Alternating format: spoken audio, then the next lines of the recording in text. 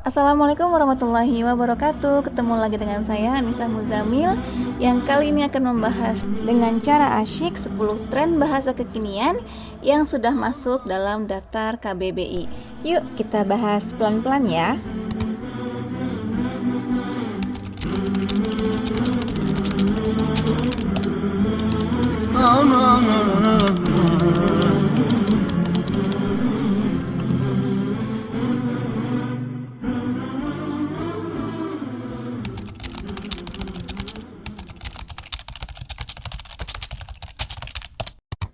Kemajuan teknologi yang meningkat dari masa ke masa beriringan dengan meluasnya gaya hidup dan tentu saja perkembangan bahasa yang tidak bisa kita hindari.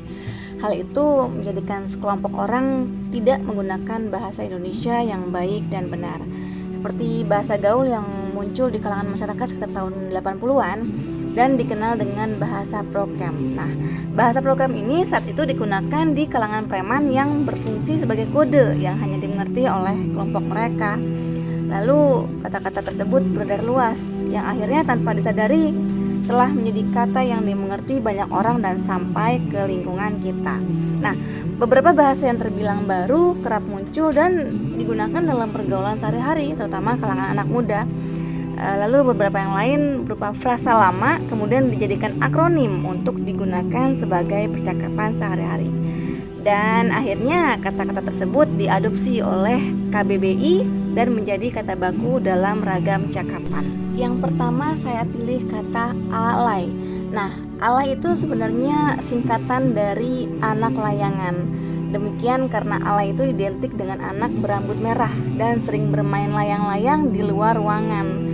Namun entah sejak kapan kemudian alay juga identik dengan taraf kehidupan menengah ke bawah. Sebenarnya fenomena kata alay itu pertama kali dikenal ketika sekelompok orang memiliki kebiasaan mengetik pesan singkat yang dibatasi karakter, yaitu hanya 160. Kemudian kata alay berkembang tidak hanya menyingkat kata, tetapi juga mengubah kosakata bahkan melenceng dari kata yang seharusnya, menggunakan huruf besar dan huruf kecil sekaligus atau mengombinasikannya dengan angka dan tanda baca. Kata alay sendiri telah populer sejak tahun 2008, kemudian KBBI mengadopsinya sebagai kata baku dalam ragam cakapan. Yang kedua adalah julid. Nah, julid ini juga sudah masuk ke dalam KBBI daring sebagai kata baku dalam ragam cakapan. Nah, siapa yang tahu kalau ternyata kata julid itu dipopulerkan oleh artis cantik Syahrini. Kata julid sendiri itu berasal dari bahasa Sunda, yaitu binjulit yang artinya iri dengki. Beberapa sumber mengatakan kalau julid itu akronim dari judes lidah, sedangkan di KBBI sendiri julid itu berarti iri dan dengki dengan keberhasilan orang lain.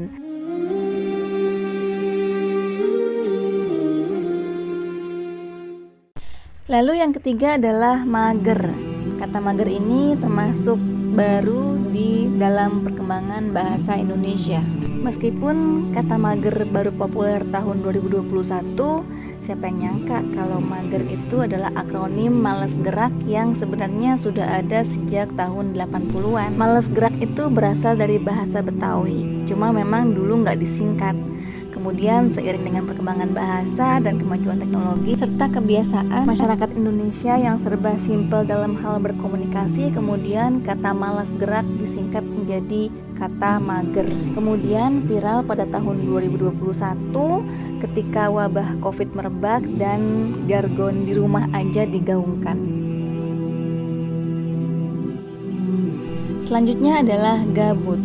Nah, menurut beberapa sumber, gabut itu adalah akronim dari gaji buta yang dikenal pada tahun 2011. Kemudian tahun 2014 kata gabut bergeser sesuai dengan tren saat itu dan mulai digunakan dalam bahasa gaul sehari-hari. Nah, uniknya kata gabut ini memiliki pergeseran makna yang jauh berbeda dengan makna sebenarnya, yaitu gaji buta. Saat ini kata gabut tersebut digunakan dalam percakapan sehari-hari yang memiliki makna bosan atau nggak ada kerjaan.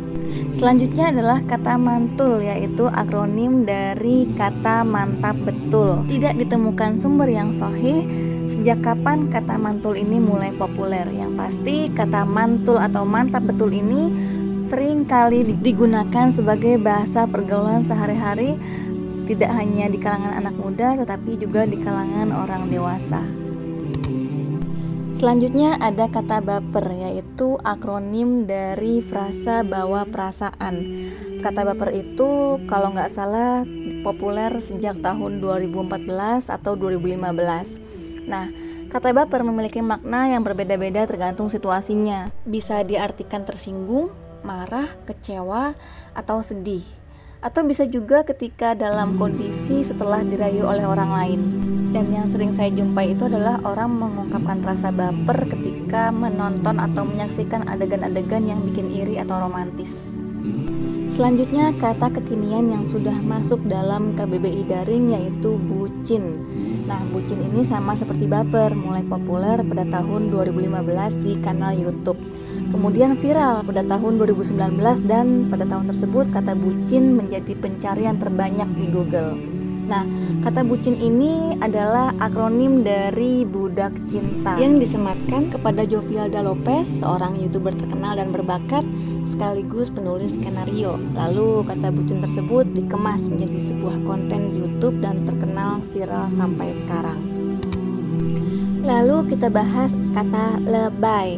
Nah, lebay ini adalah istilah untuk menyatakan sebuah pendapat atau kalimat yang berlebihan dari makna aslinya. Seseorang yang merespon sesuatu secara hiperbola, ungkapan lebay pun pasti akan dilayangkan kepada orang tersebut. Nah, kata lebay ini mulai populer sejak tahun 2006, kemudian diadopsi oleh KBBI menjadi kata baku dalam ragam cakapan.